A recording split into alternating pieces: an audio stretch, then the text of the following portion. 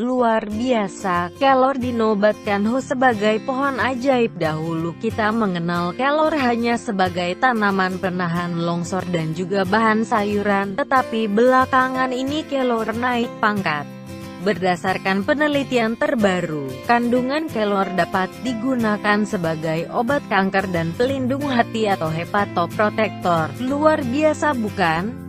Sebuah lembaga non-profit bernama National Institute of Health atau NIH, merilis sebuah temuan pada tanggal 21 Maret 2008. Dalam rilisnya disebutkan kelor telah digunakan oleh banyak etnis untuk mencegah dan menyembuhkan lebih dari 300 jenis penyakit. Di India, tradisi pengobatan Ayurveda menggunakan daun kelor diketahui dapat menyembuhkan lebih dari 300 penyakit. Kelor dikenal dengan banyak nama, tergantung daerah tempat tumbuhnya. Di Jawa disebut limaran, sementara bangsa Melayu menyebut kelor dengan sebutan kalor, merunggai atau sajina. Dalam bahasa Inggris, kelor disebut moringa atau ben oil tree. Tanaman kelor berbentuk semak dan pohon dengan rata-rata ketinggian 12 meter. Kayunya berjenis lunak dan berkualitas rendah. Karakteristik daun kelor adalah bersisik tidak sempurna. Ukurannya hanya sebesar ujung jari. Kulit akar kelor sangat pedas dan beraroma kuat. Bunga kelor berwarna putih kekuning-kuningan dan tudung pelepah bunganya berwarna hijau. Bunga ini keluar sepanjang tahun dengan aroma bau semerbak. Buah kelor berbentuk segitiga memanjang yang disebut kelentang, yang dimanfaatkan sebagai bahan sayur asem. Manfaat daun kelor. Tanaman kelor tumbuh subur di banyak padang Afrika dan Amerika Latin dan di beberapa tempat di kawasan Asia. Pada tahun 1980-an, sejumlah penelitian dilakukan untuk mencari tahu manfaat daun kelor.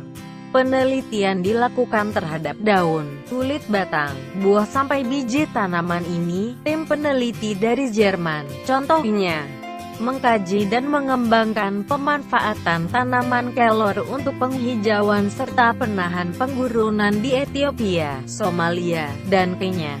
Kelor dipilih karena penduduk di wilayah-wilayah itu sudah sejak lama menanam pohon kelor, mengingat pohon tersebut sudah menjadi bagian di dalam kehidupan sehari-hari sebagai bahan sayuran, bahan baku obat-obatan, juga untuk diperdagangkan. Di kawasan Arba Mins dan Konso, di Ethiopia, pohon kelor digunakan sebagai tanaman untuk penahan longsor, konservasi tanah, dan terasering.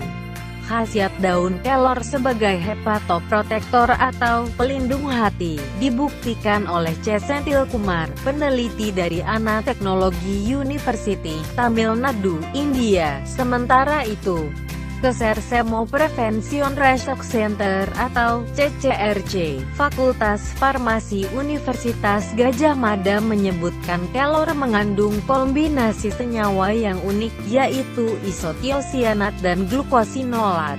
Isotiosianat atau PTC, zat yang juga terdapat dalam berbagai tanaman, memiliki potensi sebagai agen kemopreventif. Secara in vivo, isotiosianat telah menunjukkan aktivitas sebagai agen anti kanker.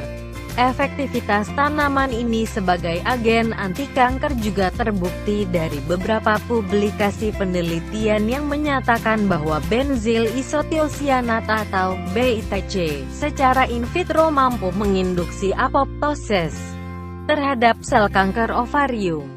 Penelitian yang dilakukan Sinmoy Kabose itu dipublikasikan pada 2007 dengan judul Possible Role of Moringa oleifera L. root in Epithelial Ovarian Cancer. Peneliti lain, Erbarali dan tim, seperti ditulis Kholidal Van Nur dan Sarmoko dari CCRC, melaporkan bahwa ekstrak etanolik dari kelor berpotensi sebagai agen kemopreventif terhadap karsinogenesis yang disebabkan oleh bahan kimia.